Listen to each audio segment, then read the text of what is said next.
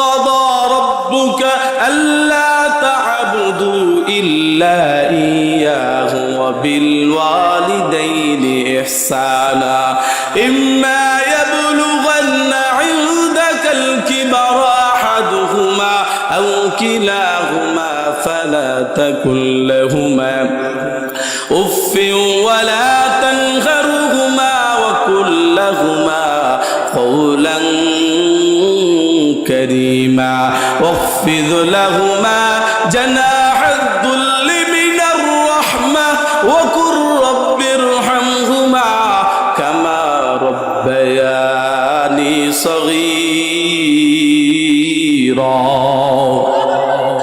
আল্লাহ তাআলা পবিত্র কালামুল্লাহর মধ্যে ঘোষণা করে দেন ইন্নাল্লাহা ইনদাহু ইলমুস সাআহ ওয়া ইউনাজ্জিলুল গায়স ওয়া ইয়ালামু মা ফিল আরহাম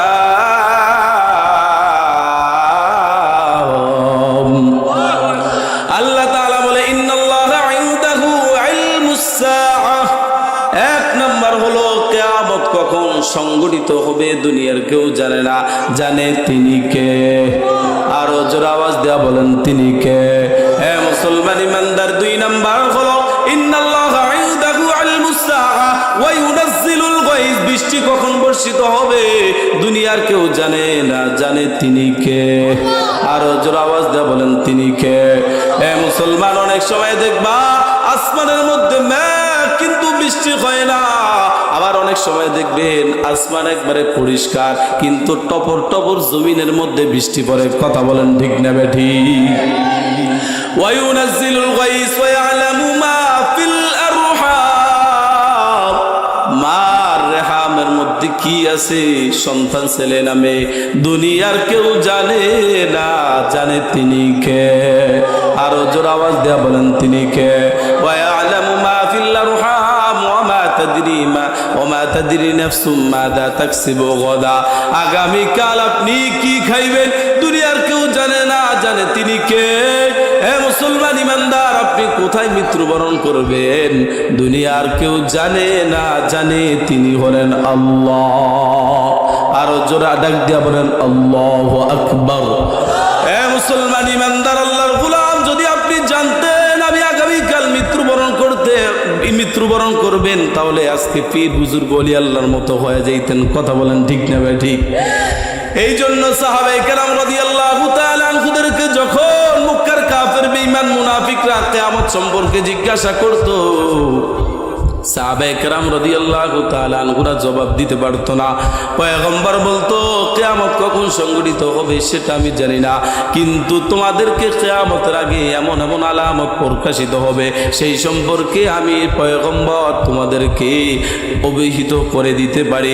পয়গম্বর বলেন কিয়ামতের একটা আলামতের মধ্যে একটা আলামত হলো আমি দুনিয়ার জমিনে আগমন করা এবং দুনিয়ার জমিন থেকে বিদায় নেওয়া, এটাও একটা কিয়ামতের আলামত। পয়গম্বর আবার জানায় দেয় মসজিদ আকসা বিজয় হয়, এটাও একটা কিয়ামতের আলামত।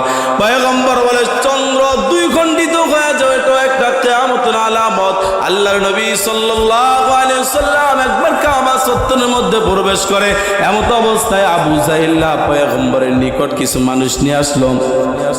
আসার পর পয়গম্বরকে ডাক দেয়া বলে ইয়া রাসূলুল্লাহ, ইয়া হাবিবাল্লাহ, হে আমার ভাতিজা, এই দেখো কতগুলা মানুষ আসলো, আসমানের মধ্যে চন্দ্র দেখা যায়, যদি তোমার আঙ্গুলের ইশারা দ্বারা ওই চন্দ্রকে দুই খণ্ডিত করতে পারো তাহলে আমরা সকলে কালিমা পড়ে মুসলমান হয়ে যাব। পয়গম্বর আরবি সাল্লাল্লাহু আলাইহি ওয়াসাল্লাম সিজদার মধ্যে পড়ে যায়। পয়গম্বর আল্লাহকে ডাক দিয়া বলে আল্লাহ, ও আমার মালিক, আমার যদি আঙ্গুলের ইশারা দ্বারা যদি চন্দ্র দুই খণ্ডিত হয়ে যায় এতগুলা মানুষ কালেমা পড়ে মুসলমান হয়ে যাবে।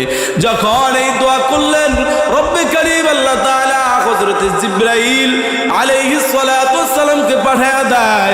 জিবরাইল আলাইহিস সালাতু ওয়াস সালামকে পাঠিয়ে দেওয়ার পর জিবরাইল আলাইহিস সালাতু ওয়াস সালাম ডাক দিয়া বলে হে মুহাম্মদ, আপনি আপনার মাথাকে উঠান, আপনি যদি আপনার আঙ্গুলের ইশারায় যদি চন্দ্রকে 100 খণ্ড করেন তারপরও এ আবু জাহিল এবং তার অনুসারীরা কালেমা পড়বে না।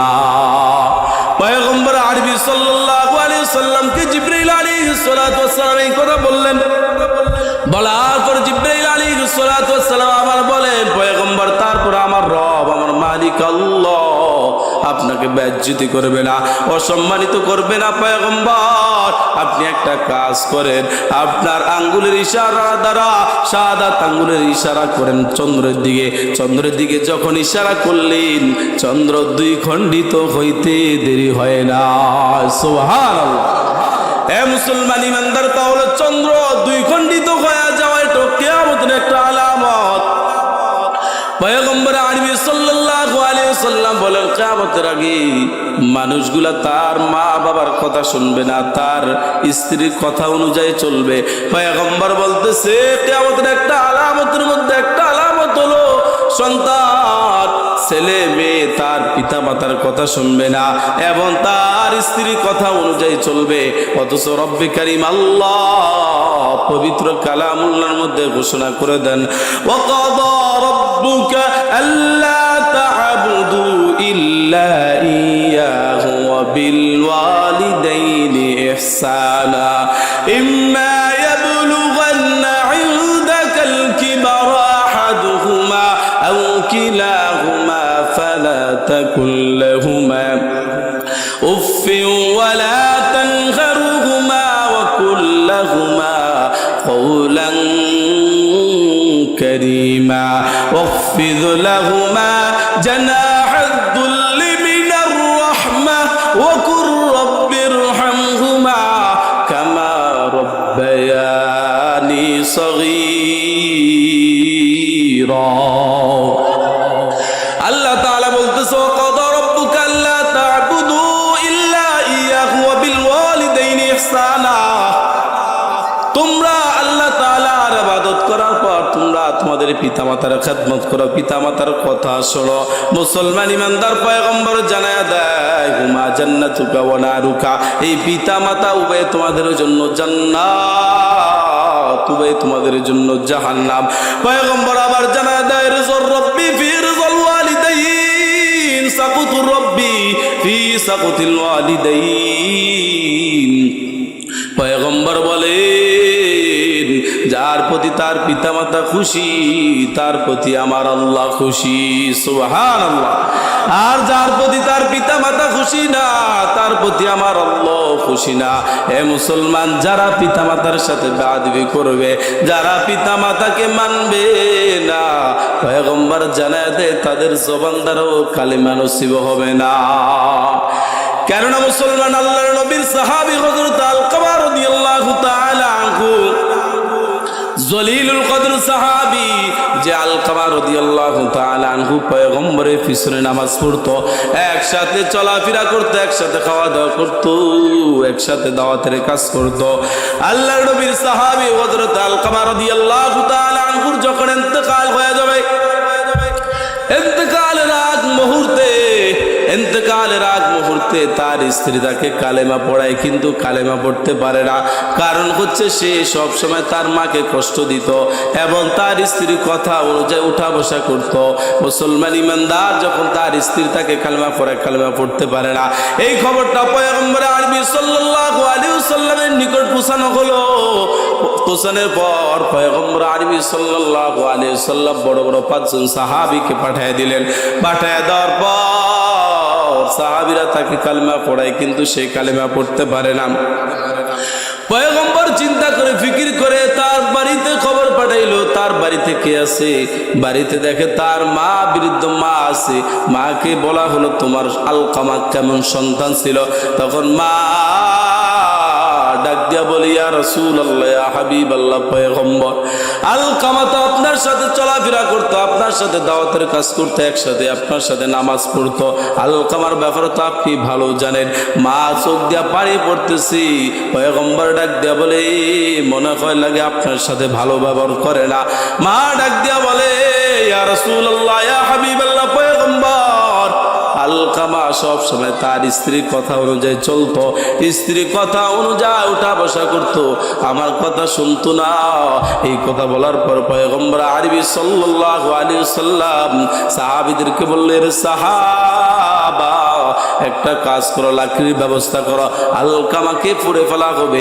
আলকামার মা যখন এই কথা শুনলো, মা তো মায়ে, যখন এই কথা শুনলো, তখন তার মা বলে, ইয়া রাসূলুল্লাহ, ইয়া হাবিবাল্লাহ, পয়গম্বর, আমি আলকামাকে মাফ করে দিলাম। যখন মা আলকামাকে মাফ করে দিল, তার জবান দ্বারা কালেমা নসিব হলো। সুবহানাল্লাহ।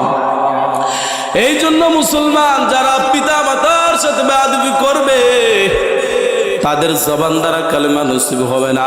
কিয়ামতের একটা আলামতের মধ্যে একটা আলামত হলো, সন্তানরা কিয়ামতের আগ মুহূর্তে পিতা মাতার কথা শুনবে না, স্ত্রীর কথা অনুযায়ী ও চলবে, উঠবে। হে মুসলমান, পয়গম্বর